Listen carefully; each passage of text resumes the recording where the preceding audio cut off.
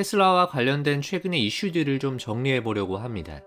아시다시피 트럼프의 오른팔 역할을 하고 있기 때문에 트럼프의 입 밖으로 나오는 말 한마디 한마디가 테슬라의 주가에 굉장히 큰 변동성을 만들어내고 있죠. 크게 오늘 이야기하려고 하는 내용을 한 장의 장표로 정리하면 이 정도로 요약할 수 있겠네요. 먼저 최근 테슬라 판매량 감소에 우려로 작용했던 신형 모델 Y와 관련된 내용, 그리고 3월 21일 지난주에 있었던 테슬라 임직원들을 대상으로 한 오렌지 행사에서 언급된 앞으로 기대되는 자율주행과 휴머노이드 로봇 사업과 관련된 기대감들, 그리고 마지막으로 자율주행 서비스의 중국 내 진척 상황에 관련된 이야기를 하려고 합니다. 테슬라의 판매량 급감에 대해서는 여러 가지 이야기들이 참 많은 상황인데요. 일론 머스크의 특정 정치색을 나타내는 활동이 이슈가 되기도 하고, 트럼프의 최측근이 일론 머스크이기 때문에 기타 국가들의 반미 감정이 테슬라 차량의 불매 운동으로 이어지는 분위기도 있죠. 그런데 최근 나타나는 테슬라 유럽 판매량 데이터를 보시면 그 정도로 걱정할 만큼은 테슬라의 판매량 영향이 나타나고 있지 않다고 생각합니다. 테슬라는 유럽에서 2월에 1.6만 대 수준의 차량을 판매했는데 1월과 비교하면 7,000대가량 늘어난 수준의 성과를 기록했죠. 물론 전년 대비해서 감소한 것은 분명합니다. 회사에서는 그 근거를 모델 Y의 신형 출시로 인해서 기존 차량의 판매가 거의 없었다는 이야기를 해오고 있고요. 보시다시피 모델 Y의 경우에는 전년과 비교하면 절반 정도 줄어든 판매량을 보여주고 있고, 모델 Y의 경우에는 마이너스 14% 수준으로 선방을 했고, 전기차 중에서는 여전히 판매량의 1, 2위를 모델이 모두 테슬라의 전기차가 차지하고 있는 모습입니다. 이러한 일론의 정치색이 진한 행보와 반미 감정이 독일 브랜드들의 판매량에 일부 상승 기여를 하긴 했습니다만, 장기적인 관점에서 테슬라의 차량이 수요가 급감할 것이라고 보기에는 다소 어려움이 있어 보입니다. 이런 머스크와 미국에 대한 부정적인 감정이 스페이스X의 스타링크 사업에도 일부 제동이 걸리고 있는 분위기입니다. 이탈리아에서는 스타링크 구매 협상을 중단하는 발표를 하기도 했습니다.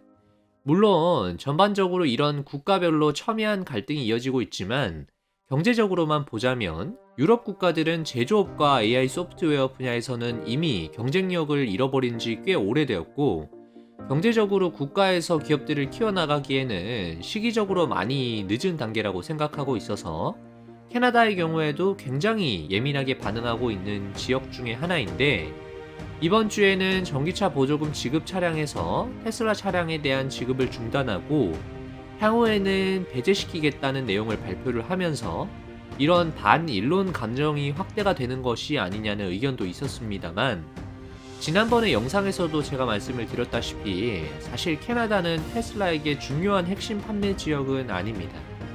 23년에 연간 6만 대가 안 되는 수준의 판매량을 기록했던 지역이고, 결국에는 미국과 중국 시장이 테슬라의 핵심 판매 지역이기 때문에 판매량이 30% 감소한다 치더라도 캐나다에서 2만 대 수준이 감소한다면 사실 굉장히 적은 수준이라는 점에서 크게 문제 삼을 만한 단계는 아닐 수 있다라고 보입니다. 어쨌든 지금까지의 상황을 보시면 이런 다툼이 장기화되기에는 한계가 어느 정도 있다고 생각하고 있습니다. 장기적으로는 미국의 우수한 빅테크 기업들의 제품을 쓰지 않고 유럽이 독립이 어려운 것이 현실이다라는 것이 제 생각입니다.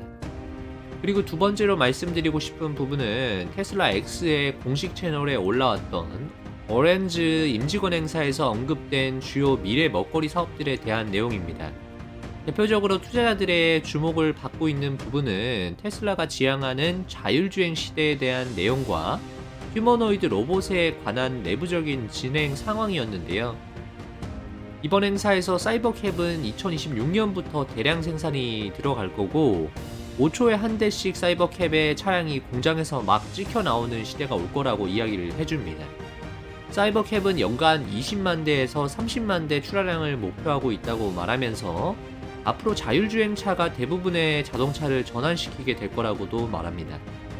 그리고 지금까지 테슬라 차량이 700만 대가 넘게 팔렸고 이제는 1000만 대까지 확산이 될 건데, 자율주행이 본격적으로 상용화가 되면 소프트웨어를 업데이트하는 것만으로도 1000만 대의 차량이 대부분 자율주행이 가능하다고 이야기를 합니다.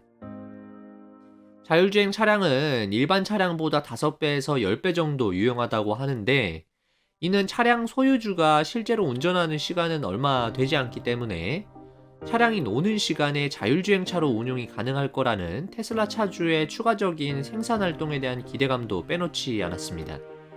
두 번째는 휴머노이드 로봇에 대해서는 테슬라는 현재 프리몬트 공장에서 옵티머스 로봇 생산 라인을 구축을 하고 있다고 이야기를 했고, 텍사스에서도 더 큰 규모로 생산 라인이 들어올 예정이라고 이야기합니다.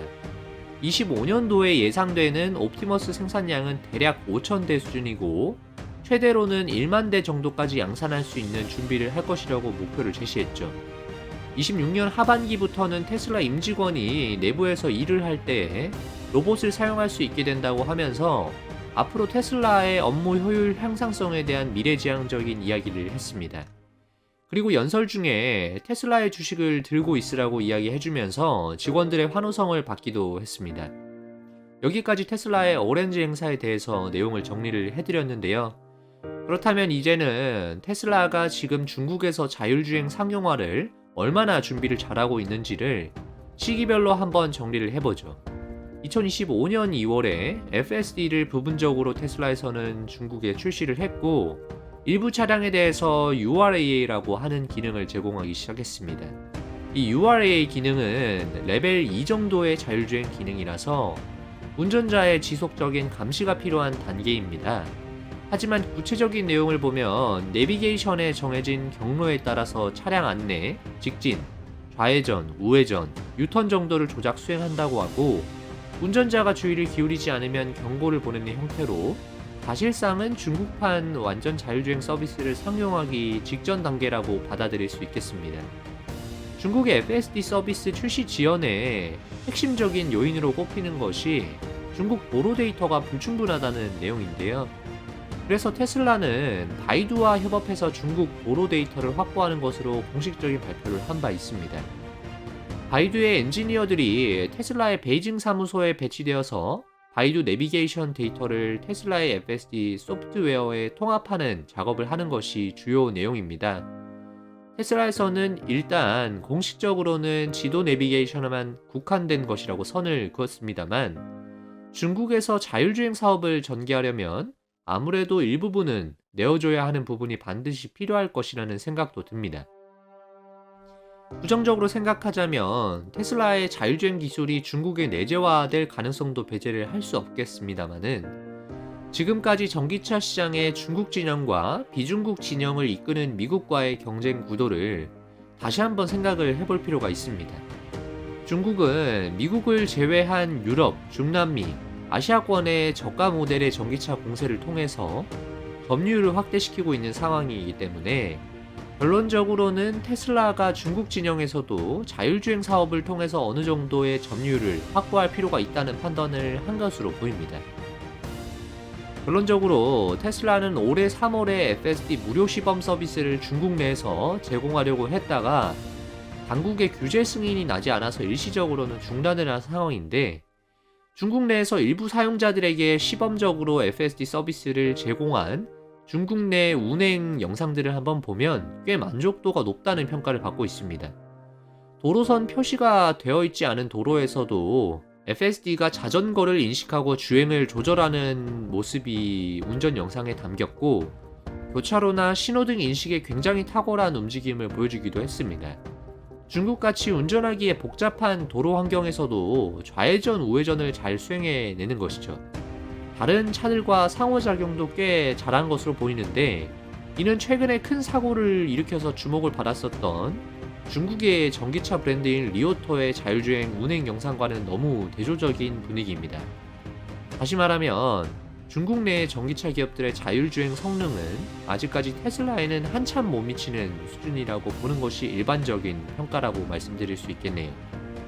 하지만 결국에는 테슬라의 중국 내 FSD 출시 지연에는 중국과 미국 간의 갈등에서 유발된 문제이기 때문에 당장에는 출시 시점이 명확하게 가늠이 되지 않고 있는 상황입니다. 일론이 해결해야 하는 문제들이 아직까지 몇 가지 남아있지만 지금까지 그래왔듯 지혜롭고 리더십 있는 모습으로 직원들을 이끌어 나갈 것이라는 생각으로 테슬라를 더 장기적인 지속 가능성 측면에서 매력적인 투자처로 지켜보려고 합니다. 지금까지 퇴근 후 몰빵이었습니다. 시청해주셔서 감사합니다.